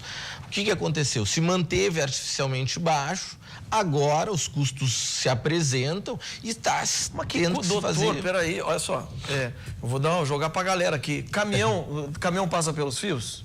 A energia elétrica vem como? Vem pelos cabos, já tá tudo aí. Exatamente. Aí vai me dizer que porque subiu o transporte tem que subir a luz, cara. Não, eu sei que... Não, claro. Não é o senhor que está dizendo. É o governo que cria, as distribuidoras que criam esses fantoches aí que a gente vai engolindo. Sim. Porque as agências reguladoras não defendem o consumidor. Elas parecem que são sindicatos patronais. É outra questão do modelo de regulação e de agências regulatórias, né? O que se percebe no Brasil, embora existam agências reguladoras aqui muito boas, algumas delas parece que estão capturadas justamente por aquelas empresas que elas estariam ali a regular. Isso é um grande problema. Em alguns setores esse problema realmente existe. E aí, ao invés de estarem ali para defender o consumidor, na realidade podem vir a estar defendendo interesses da oferta. É que o Brasil é muito cheio de influências, né? A Argentina pode influenciar na nossa economia com a negatividade da Argentina ou pode influenciar positivamente para nós? Pode influenciar de ambas as formas. Vamos ver aí em qual segmento específico. Pode toda essa instabilidade aqui no entorno causar negativamente efeitos, isso sem dúvida nenhuma pode. Em outros momentos pode contribuir de forma positiva. Vamos lá, através da obtenção de produtos mais baratos, a questão de insumos, e isso, oportunidade, inclusive, com a redução da atividade econômica, o Brasil vir a exportar mais, mas sem dúvida nenhuma, no longo prazo, essa instabilidade dos países vizinhos nunca vai ser bem-vinda. Ela sempre é negativa.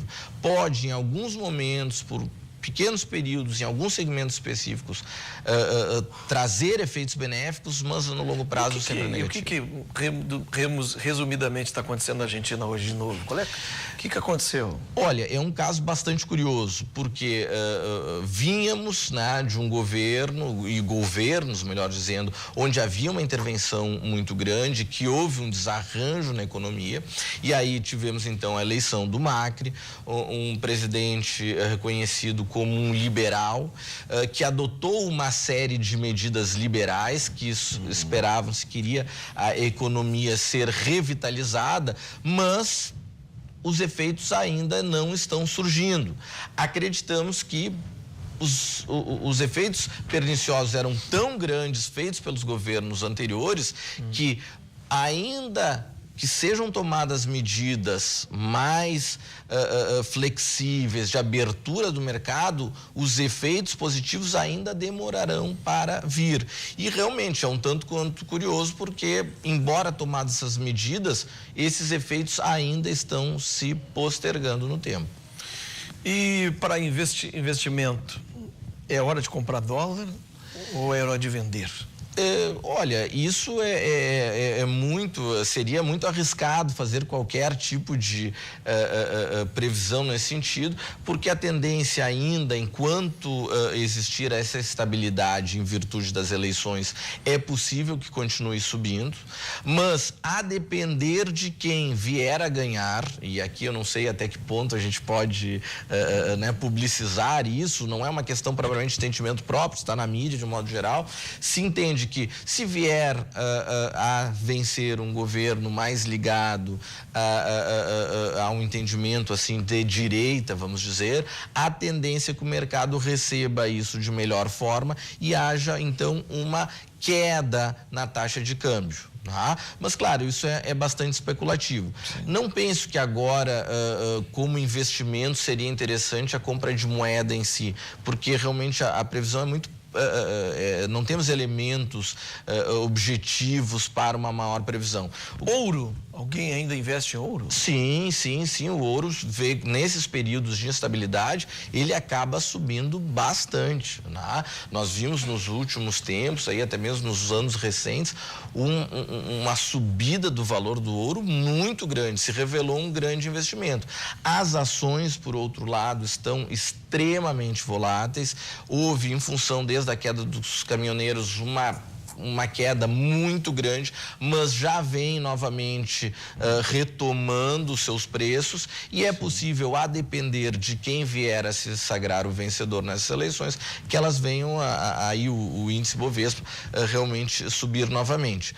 Mas, claro, se falar em investimentos, e aí, se me permite uma observação, a renda fixa ainda, o que não é bom para o país, veja bem, nem sempre isso é bom para o país, a renda fixa no Brasil ainda apresenta os melhores resultados. Por exemplo, temos taxas de retorno do Tesouro Direto que se aproximam ao real, a 1% ao mês. Veja bem, se nós encontramos um local, um país onde se consegue, sem quase risco, renda fixa de 1% ao mês, imagine então qual é o incentivo que vai ter para empreender, ainda mais com o risco. O Brasil, com a carga tributária, com o risco trabalhista. Por isso que a gente vê, e aí também me permite falar assim, a gente vê alguns candidatos com um volume bastante expressivo de patrimônio, inclusive declarado no imposto de renda, ao invés de estarem empreendendo, estão destinando eles à renda fixa. E é racional que seja assim, é uma atitude inteligente, porque o retorno é muito grande, o risco não compensa. Então, é mais uma das armadilhas do crescimento no Brasil. Entendi.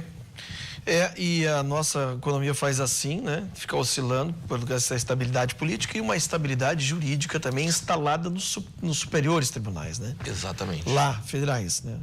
Eles não sabem o que você não sabe quando aquele colegiado, quando monocraticamente vai decidir, o que sai daquelas cabeças, porque é impressionante o que eles mudam de decisões aí. Você fica assim, mas o que é isso? Já estava decidido isso, agora vem outra coisa, né? Exato. Eu estou falando em todos os âmbitos, não só no político. Claro. É uma coisa impressionante. É o velho conhecido problema da segurança jurídica no Brasil. E que também se traduz num segundo problema, que é um consectário do primeiro, que é a questão da previsibilidade. Isso poderíamos também fazer uma analogia à questão de uma economia estável na questão da inflação. Os agentes econômicos, e quando me refiro a agentes econômicos, não são apenas empresários, mas somos todos nós, inclusive os consumidores, eles precisam de um ambiente estável e previsível ao longo do tempo para poder fazer boas escolhas de investimento, consumo e poupança. Se o judiciário, que é um grande responsável por nos proporcionar segurança jurídica e previsibilidade, podermos imaginar e compreender como se comportar ao longo do tempo, se nem o judiciário nos traz essa segurança jurídica, realmente os agentes econômicos ficam confusos e não sabem como agir. E isso gera mais instabilidade, gera menos investimento, porque a gente não tem sequer segurança para isso. Claro, nenhum investidor, até internacional, vai chegar aqui, vou investir 200 milhões de dólares aí numa fábrica, numa coisa, não vou fazer isso se o Brasil não sabe para que lado vai. Exatamente. Sabes que isso é um ponto muito interessante que tu tocas, que ao lado do judiciário, hoje nós temos um mecanismo que não só no Brasil, mundialmente muito utilizado para a resolução de conflitos, que é o chamado arbitragem, que é um dos métodos alternativos de resolução de conflitos. No Brasil, muitas vezes, se percebe uma insegurança jurídica. Eu não estou, mais uma vez, criticando o judiciário nosso, que é muito bom, mas por uma série de questões complexas, não vem, talvez, cumprindo a contento a sua função. Muitas das empresas e investidores estrangeiros fogem do judiciário por meio da escolha da arbitragem como forma de resolver os seus conflitos, caso eles venham a ocorrer. Tá? Isso acontece no Brasil, é um dos países, por conta da morosidade da justiça, por conta de uma... Hoje uma arbitragem, o próprio um advogado nomeado pode fazer? Claro, sem dúvida.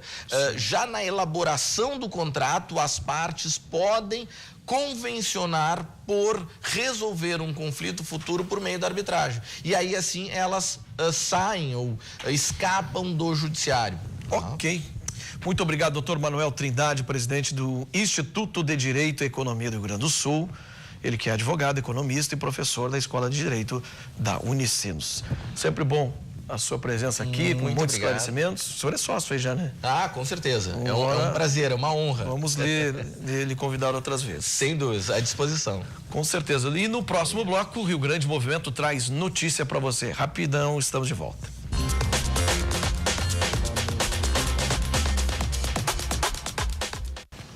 Rio Grande Movimento está de volta para falar agora de eleições 2018. Como já sabem, a gente traz aqui no programa todos os dias os candidatos do governo do estado e também os candidatos a senador, que traremos mais adiante, que estão sendo entrevistados no programa Cruzando as Conversas durante a noite. Por enquanto, ainda estamos trazendo as entrevistas realizadas com os candidatos ao governo do Rio Grande do Sul. Agora nós vamos assistir a reportagem com o candidato Júlio Flores. Vamos ver. A nossa política seria mais escolas, menos presídios, né? Eu acho que esse é uma... porque quanto mais... Esse é um aspecto, né? Porque não é tudo, né? A educação na sociedade não é tudo. Ela é parte de um processo de transformação social. Mas é importante, né? Porque nós não queremos construir mais presídios. Nós queremos uma sociedade em que nós não tenhamos quem prender, né? Ou seja, nós queremos acabar com a criminalidade. Isso só é possível numa sociedade socialista em que não haja desigualdade social. Então, nós também não encaramos a segurança pública como mais armas, mais tiroteios nos bairros populares, né? Nós não queremos mais armas, né? Porque, na verdade, a segurança pública encarada pela maioria dos candidatos e dos projetos é desse tipo, né? Isso causa mais insegurança para o trabalhador que mora no bairro popular e que é vítima do tráfico, né? Do crime organizado. Nós queremos uma escola que sirva ao interesse do povo, dos mais pobres, dos mais necessitados, que dê uma formação integral aos filhos da classe trabalhadora, né? E não isso que está aí. né, que caminha no sentido da privatização e da formação, né, digamos, esquizofrênica, eu diria, né, dos nossos alunos, né? Sem uma formação integral, fica faltando um pedaço aí de conhecimentos que a humanidade já produziu, né, mas que a escola não oferece, não incentiva aos estudantes a terem essa formação. Um atendimento universal para todos os trabalhadores que necessitam, todo o povo que necessita. É uma indignidade a gente ver hoje as pessoas terem que madrugar, ficar em filas para serem atendidas, né, tanto nos postos de saúde como nos hospitais, enfim. O SUS, né, ele tem que efetivamente responder a isso. Né? O SUS foi uma conquista da população, mas ele tem que ser 100% estatal, tem que ser controlado pelos trabalhadores da saúde e os conselhos populares, né? E nesse plano de obras públicas nós queremos que lá em Butiá, nas regiões mais distantes, tenha um atendimento qualificado e especializado, porque muitas vezes as prefeituras enviam para a capital doentes, pessoas, né, enfermas, que não têm uma especialidade lá e tem que vir aqui para a capital para ter um tratamento. Bom, vamos falar agora sobre pedofilia, Lilian, que é um assunto muito sério. De janeiro a julho deste ano, 55 casos foram registrados no estado. Em Porto Alegre foram 11. Especialistas alertam sobre a importância dos pais conversarem com os filhos sobre o assunto. Veja. Os números são alarmantes. De acordo com a Organização Mundial de Saúde, 1 em cada 5 meninas e 1 a cada 13 meninos sofrem de abuso sexual. Motivo de preocupação para os pais, como é o caso da Vanessa. Ela tem uma filha, a Olivia, de 1 ano e 7 meses de idade. A mãe da pequena está sempre de olho na menina. Inclusive, até alterou a privacidade das redes sociais de público para privado. Uma medida que, segundo ela, ajuda a preservar a exposição da filha.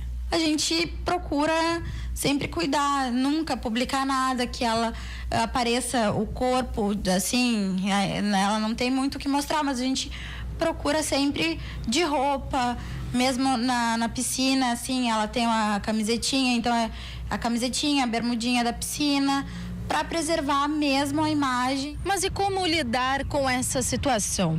O tema é tabu, mas o diálogo é a melhor forma para evitar esse tipo de invasão ao menor, tanto física como psicológica. Para este especialista, o melhor caminho para falar sobre o assunto dentro de casa com as crianças é explicar com naturalidade, expor que o risco existe e que se proteger é essencial. Afinal, nem sempre os pais estarão por perto para proteger os filhos. Como é que se fala esse assunto para uma criança? Eu acho que uma criança acima de 3 anos e meio já entende essas coisas. Dizer, meu filho e minha filha, quando tu for passear na casa de alguém, não deixa ninguém tocar no teu corpo, né? Tocar no teu corpo, tirar a tua roupa, não fica junto com adultos que tiram a roupa, ou seja, assim, dizer para as crianças, não deixa tocar nos teus órgãos genitais, não deixa querer te beijar um adulto. Se isso acontecer, tu chega em casa e fala pro pai e pra mãe. Os pais também precisam ficar atentos dentro de casa. A mudança de comportamento pode ser um dos indicativos de vítimas de abuso sexual. Aí entra o diálogo entre pais e filhos novamente, porque conversar é o melhor remédio. Os pais têm que falar, meu filho, tu tá diferente, tu te incomodou com alguma coisa na escola foi ruim contigo, na casa da tua amiga que tu dormiste lá, alguma coisa não aconteceu que não foi legal, porque a mãe e o pai estão te achando que tu tá diferente. Vamos conversar sobre isso porque tu tá diferente. É uma coisinha simples assim, abrir um caminho, sabe? Essa conversa ainda não aconteceu entre a Vanessa e a Olivia, mas a mãe garante que vai explicar os perigos para a pequena. Não tentar maquiar, né, essa realidade doente que existe, mas mostrar que ela está respaldada por nós a ser e usar e ter o que ela quiser dentro do limite, com certeza. E sempre uma conversa boa, viu?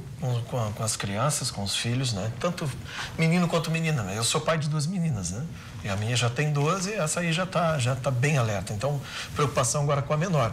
E tinha gente querendo criar uma agenda de tratar a pedofilia como se fosse uma coisa normal, como se fosse uma coisa, isso é absurdo, né? Assim como querem tratar também o aborto como se fosse uma coisa peculiar. Eu decidi e vai embora, não é assim. Né? Então, assim, é revoltante o que algumas agendas são levantadas por aí. Criança tem que ser preservada, é isso mesmo. Conhecer um estranho, não tem que a menina sentar no colo do rapaz, o menino, não é estranho. Infelizmente, hoje é assim, né, Cláudio? Tem que ser assim. Lilian Belim. Vamos falar dos venezuelanos que já estão aqui no estado, como tratamos ontem na entrevista aqui no programa. O primeiro grupo de venezuelanos vindos de Roraima chegaram ontem aqui no estado, ontem à noite. O avião da FAB pousou no aeroporto pouco mais das 8 horas da noite, um pouco depois disso. Os imigrantes, então, se deslocaram de ônibus até a cidade de Esteio, onde eles vão ficar. O comboio contou com o apoio do Exército e da Brigada Militar. São 125 homens que vieram nessa primeira fase do processo de interiorização. Nos próximos dias devem chegar também outros grupos, também aqui para o estado, aí para a cidade de Canoas.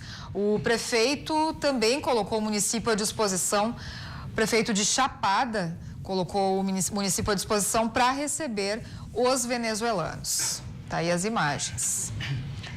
Aí a gente tem um perfil, ó. Ontem a gente conversou aqui com um dos responsáveis lá pela Secretaria da Cidadania de Esteio e conforme ele disse, tá aí, ó, o perfil dos venezuelanos que já estão lá no município. A maioria tem de 31 a 45 anos de idade, ensino médio completo, muitos inclusive têm curso superior e ali tem alguns dos cursos. Algumas das profissões deles, advogado, engenheiro, motorista, bombeiro, entre outros. Forcolém. O assunto agora é internacional. Siga o líder. O fato é o seguinte, como eu sempre digo, o Diogo é coordenador de esportes lá na Rádio Grenal, na Pampa, e também é produtor aqui no nosso Virando o Jogo, participa da bancada.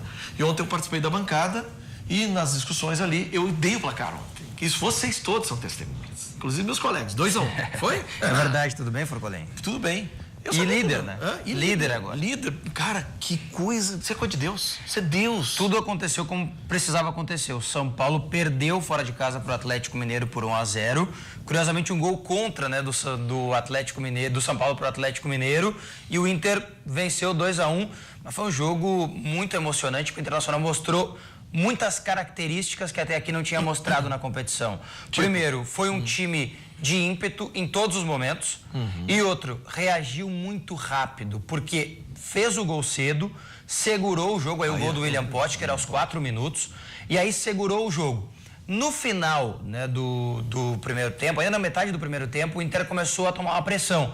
E no segundo tempo, levou o gol do Vitinho, ex-jogador do Internacional, só que logo depois já fez o gol de novo e se recolocou à frente. Então o Internacional teve boas probabilidades, jogou bem. O Odair foi muito inteligente quando o Inter estava perdendo a posse de bola lá na frente, tirando o Jonathan Alves, que estava muito mal, e colocando o D'Alessandro para segurar o jogo, né, que é uma característica que ele tem. E o Inter, líder do Campeonato Brasileiro, agora joga contra o Grêmio no final de semana. E o Inter foi um todo, né? Porque o Lomba, as defesas que ele fez. Lomba salvou o Internacional muitas vezes.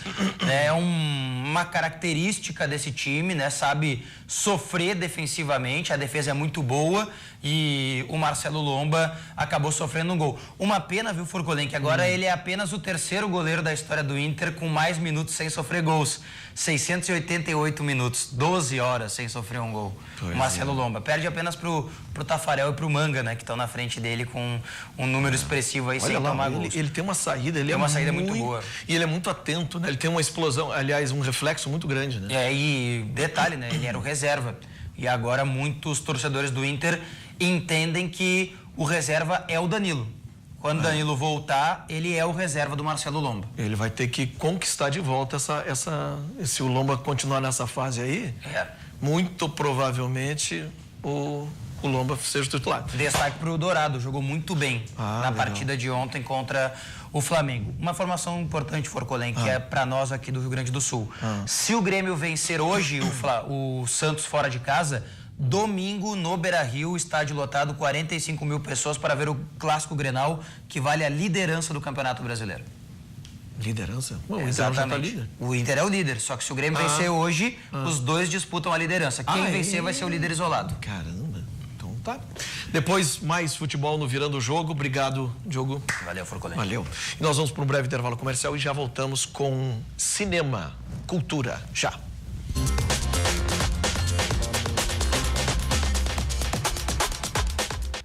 Rio Grande Movimento está de volta e agora nós vamos falar sobre um curta que está sendo gravado ainda, está sendo finalizado aqui em Porto Alegre. O nome do curta é em cima deste livro aqui, ó. Uma história muito bacana, Luz no Escuro. Você pode dar um zoom, Toninho? Isso, lá me dá um zoom aqui pra gente mostrar. Isso, olha lá, Luz no Escuro. Uma história muito bacana que eu vou contar para vocês, porque eu estou recebendo aqui roteiro e direção é da Luciana Mazeto e Vinícius, você é o Vinícius, né? Vinícius Lopes. Direção de fotografia, Lívia Pascoal. Direção de arte, Éder Ramos. Produção, Laura Leão. Diretor de produção, Eduardo Piotrowski. Deixa eu ver aqui quem mais. Ai, minha folha colou. Tá, agora eu abri. Montagem, Luciana Mazeto. Realização, Pátio Vazio. E nós estamos recebendo aqui Maria Padoim, que é uma das atrizes. Tudo bem, Maria? Como é que você tá? Como é que é ser, assim, uma estrela famosa, que você não pode sair à rua? Que você é uma atriz desde os 8 anos, não é isso? Desde os 7 para 8 anos. Você faz teatro? Você tá com quanto agora? 12? Eu tô com 13. 13. Você faz, desde esses 7 anos, você faz o quê? Teatro? O que mais? Eu faço teatro, eu faço esses curtas, também já fiz longas, já fiz série. Comerciais. Comerciais. Vida chata. Que vida chata que você tem. E aí, você foi convidada, como é que aconteceu o diretor aí, o Vinícius Lopes? Na verdade, a gente conhece a Maria faz um bom tempo já. A gente já tinha escutado de outros colegas, de outras produtoras que tinham trabalhado com ela e sempre, eu e a Luciana sempre tivemos uma vontade de trabalhar com a Maria. E a gente chamou ela para um teste de um outro trabalho, acabou não acontecendo, mas a gente já tinha essa história em quadrinhos e já queria fazer esse filme e aí a gente ficou com a ideia fixa de que nesse a gente ia convidar a Maria, só que tinha que fazer logo antes que ela ficasse muito adulta. Deu tempo e a gente conseguiu e foi ótimo. E quem é que fez esse livro? Quem é que escreveu essa história? A história é uma história minha e da Luciana Mazeto, que é roteirista. A gente tinha esse roteiro de um curta-metragem e aí em 2014 a gente decidiu fazer uma história em quadrinhos desse roteiro, que daí virou esse projeto aí da história em quadrinhos do Luz no Escuro. A gente chamou um artista, o Gustavo Assarian, para fazer as ilustrações. E como é que é feito isso aí? É por animação? Como é que chama esse tipo de gravação? Aí a gente conseguiu, captou dinheiro para fazer o curta-metragem e aí a ideia foi trabalhar como se fosse uma história em quadrinhos. E aí foi uma ideia do diretor de arte, do Éder Ramos, de trabalhar todo o cenário e todas as locações do filme, digamos assim, em estúdio e através de papel. Então ele comprou diversas caixas de papelão e foi pintando essas caixas, então em cada lado da caixa tinha um fundo de um cenário. Entendi. E daí ele inventou, o conceito era de que uma das meninas tivesse desenhado todo esse cenário. Então tudo partia desse traço dela, que é a personagem da Maria. Todo o universo do filme teria saído do desenho, da imaginação de uma das personagens. Olha só que legal. Que e aí aquela ali é a minha irmã, junto com as atrizes, e o gato que também fez uma participação no filme. O gato é de verdade? É de verdade, é o gato da minha irmã, ela foi lá, levou ele pra gente, gente gravar. E a história gira em que... A história é uma história sobre duas irmãs que estão sozinhas em casa, porque a mãe tem que sair de casa e acaba deixando as duas solitárias em casa e o gato foge nos corredores do prédio enquanto elas estão dormindo, falta a luz. E aí as duas passam por uma jornada de aproximação, de compreensão uma da outra através dessa aventura de ir atrás do gato pelos corredores do edifício. E aí vai criando um imaginário ali. As duas vão criando esse imaginário do que seria esse lugar e de como Aí tem algumas situações mais lúdicas, making off, né? Delas, tá vendo agora o vídeo do making off. Delas na lua, e elas vão partilhando o imaginário, né? E através disso elas vão se aproximando. É bem lúdico, né? É bastante lúdico. Ele veio desse lugar, assim, de trabalhar o audiovisual para esse público mais jovem, mas tentando trazer esse lúdico, trazer esse lugar de fantasia, de imaginação, né? Que eu acho que é muito importante. Maria, como é que foi para você? Foi divertido fazer esse... as gravações com as atrizes já aconteceram? Ainda vão gravar uma narração, né? Ainda tem algumas partes de estúdio, de som, mas a parte de atuação ao vivo foi divertido? É sempre incrível. E eu não esperava que fosse do jeito que ficou. O cenário, principalmente, me surpreendeu. E foi muito divertido. Eu achei muito legal. As ideias, foi tudo muito criativo. E ela decora rapidão o texto? A Maria é ótima. É? A Maria é incrível. É muito fácil de trabalhar com a Maria. É uma coisa... Voltaremos a trabalhar juntos, com certeza. Ela tem uma áurea, assim, ela tem uma luz boa, você tem traz uma energia muito boa, né? Tem a Esther também, que fez o curso também, as duas foram ótimas juntas. Ô, Maria, assim, mas... e como é que você faz para estudar e a mãe fica em cima, a mãe tá ali. A mãe fica em cima dos estudos, você tem que aliar. Como é que isso é tranquilo? É tranquilo, mas ela também fica em cima, porque as minhas notas são sempre muito boas, né? Ela tem que ser muito boa para poder fazer essas coisas. Porque eu gosto muito de fazer. Então eu me esforço no colégio para tirar boas notas, para poder continuar fazendo o que eu gosto, que é gravar. É isso que você quer ser? Você quer ser uma atriz mesmo, é isso? Eu já sou uma atriz. Tá, mas isso é verdade. Podia ter saído com Você tá rindo do quê, ô Toninho? Que é, pô? A outra ri aqui no meu ouvido, você ri aí, vão se divertir a semana toda, né? Uma pergunta besta que eu fiz, tá bom. Tá certo, eu fiz uma pergunta besta, você é uma atriz. Mas eu quero saber se você quer dar continuidade disso a vida toda mesmo, é isso? Você não quer ser médica, não quer ser...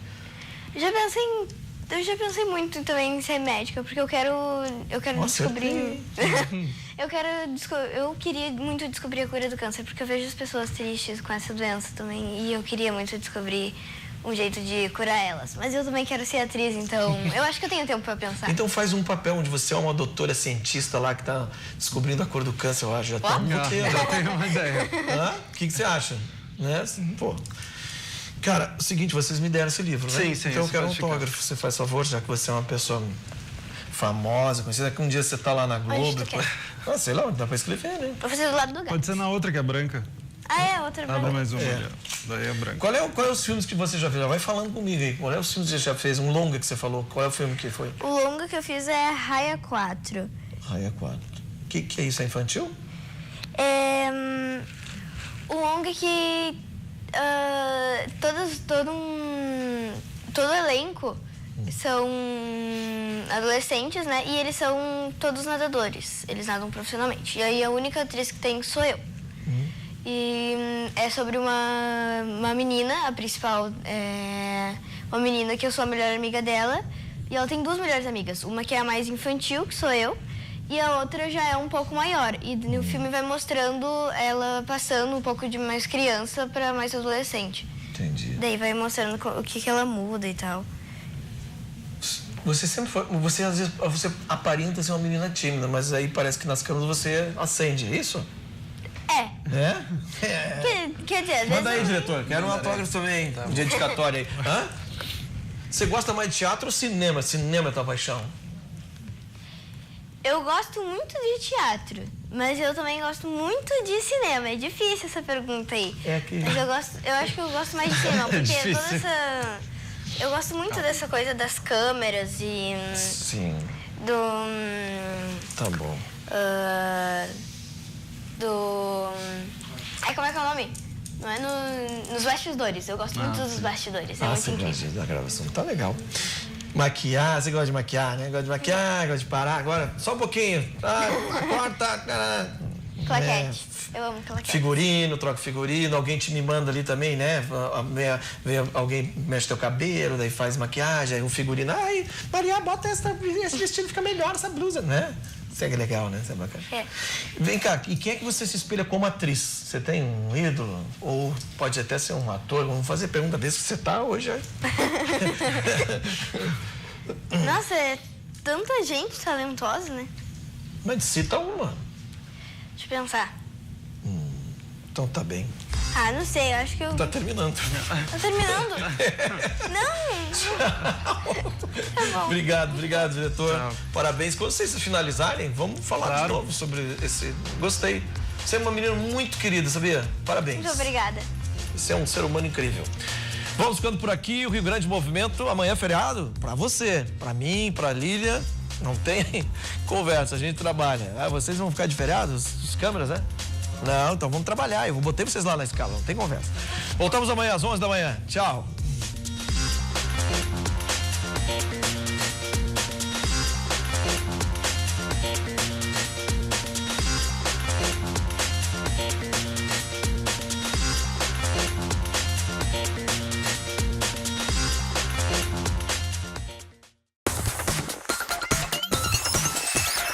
RDC TV. O Rio Grande se conecta aqui.